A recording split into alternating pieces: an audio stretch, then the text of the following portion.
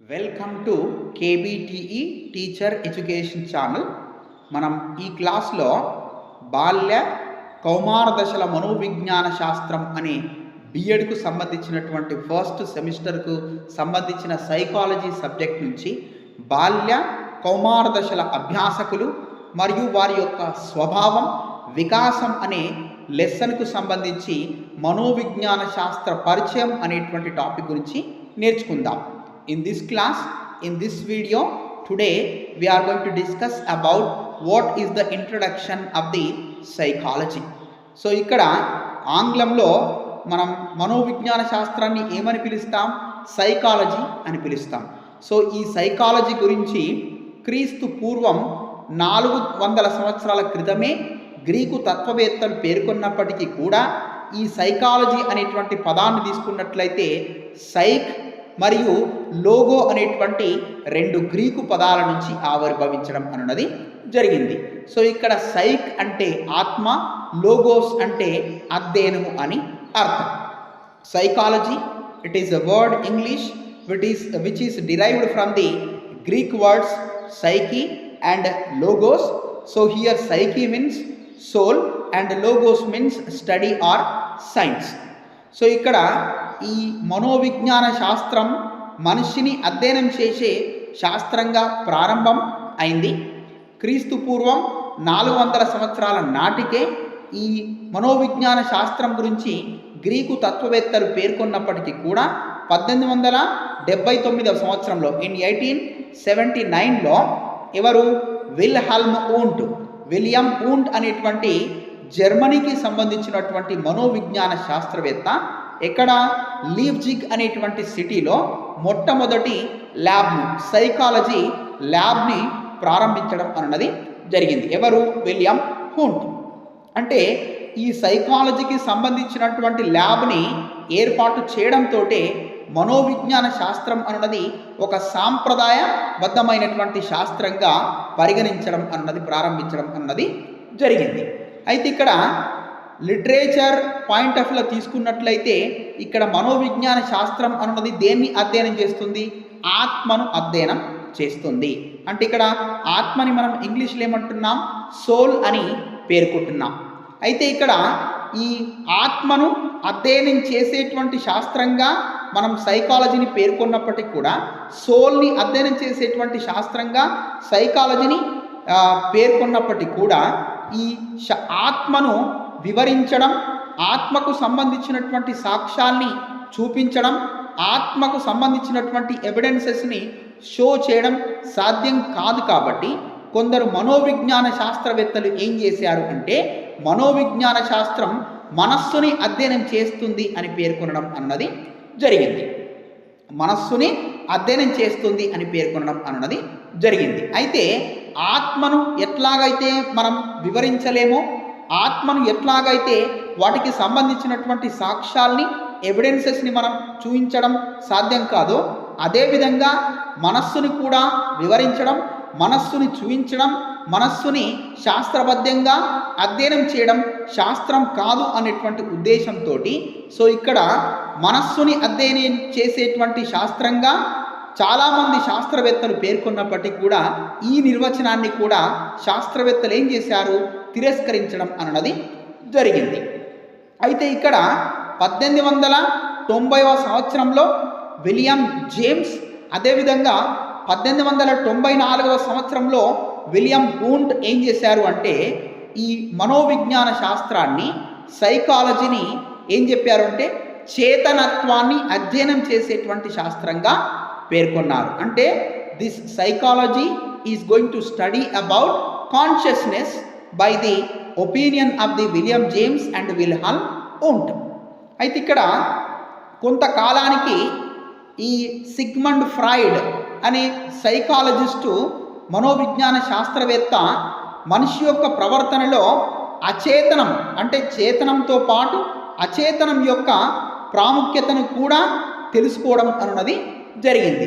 అయితే ఇక్కడ William James, Wilhelm Wundt అనేటువంటి వాళ్ళు అచేతనాన్ని పరిగణలోకి తీసుకోలేదు, కేవలం చేతనాన్ని మాత్రమే పరిగణలోకి తీసుకోవడం అన్నది జరిగింది. కాబట్టి ఈ నిర్వచనాన్ని కూడా సిగ్మండ్ ఫ్రాయిడ్ తిరస్కరించడం అన్నది జరిగింది. అంటే ఇక్కడ ఈ చేతనత్వాన్ని తిరస్కరించడానికి మరొక కారణం ఏంటి అంటే ఇంట్రాస్పెక్షన్ మెథడ్. దీన్ని మనం తెలుగులో ఏమంటామంటే అంతఃపరిశీలన పద్ధతి అంటాం. ఈ అంతఃపరిశీలన పద్ధతి ఏం చేస్తుందంటే మనిషి యొక్క మనస్సుని అధ్యయనం చేసేటువంటి పద్ధతి. అయితే ఈ ఇంట్రాస్పెక్షన్ మెథడ్ని ఇటు చిల్డ్రన్స్ పైన, అదేవిధంగా వ్యాధిగ్రస్తుల పైన, అంటే those who are having health problems, so for them it is not possible to use this introspection method.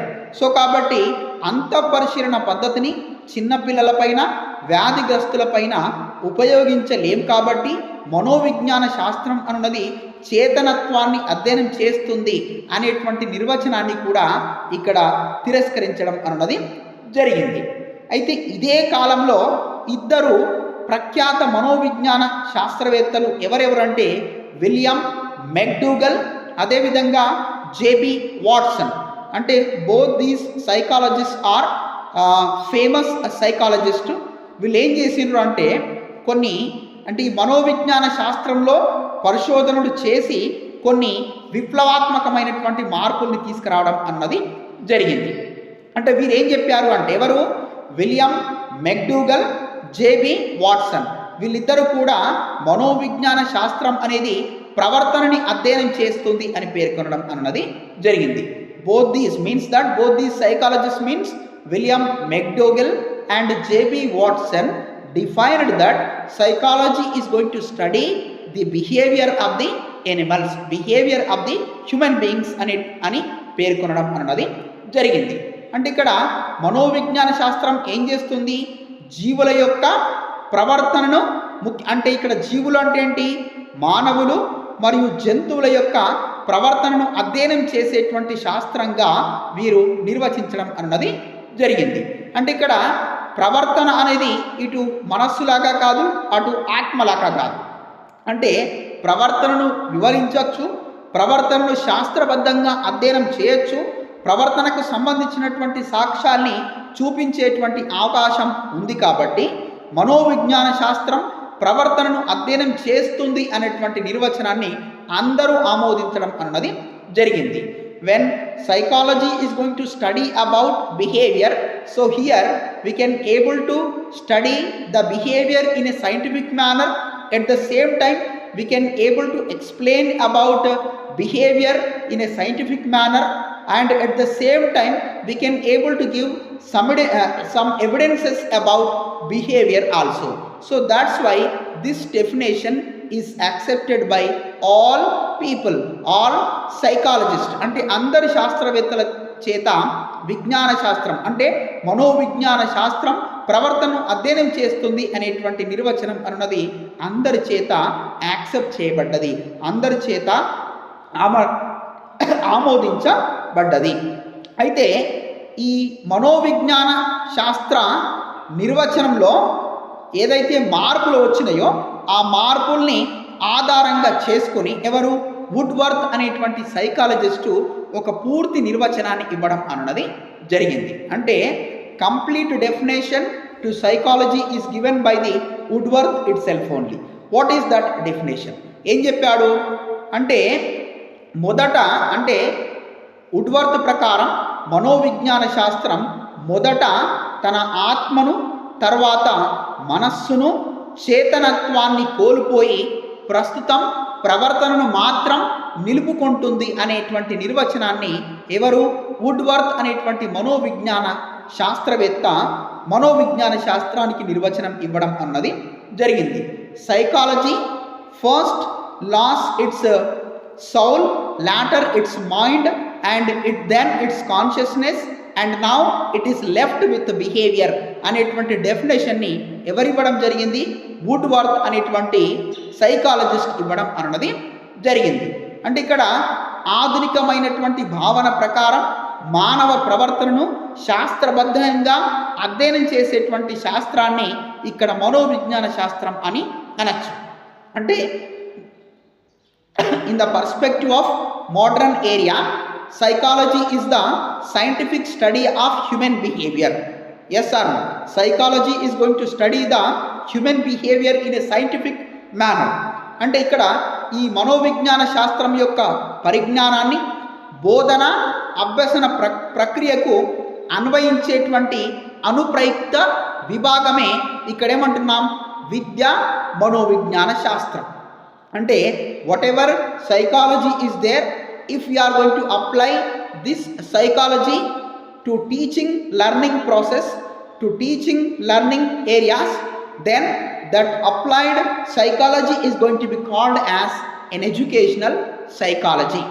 So this educational psychology is going to explain about learning process, learners, teachers and also teaching learning environment. అంటే ఇక్కడ విద్యా మనోవిజ్ఞాన శాస్త్రం యొక్క పరిధిలోకి ఏమేమి వస్తాయంటే అభ్యసన ప్రక్రియ, అభ్యాసకులు, అభ్యసన వాతావరణం, ఉపాధ్యాయులు అందరూ కూడా దేని పరిధిలో కిందికి వస్తాయంటే విద్యా మనోవిజ్ఞాన శాస్త్రం కిందికి వస్తాయి. అంటే విద్యా మనోవిజ్ఞాన శాస్త్రం అభ్యసన ప్రక్రియల గురించి వివరిస్తుంది, అభ్యాసకుల గురించి వివరిస్తుంది, ఉపాధ్యాయుల గురించి వివరిస్తుంది, బోధన అభ్యసనకు సంబంధించినటువంటి పరిసరాల గురించి వివరిస్తుంది.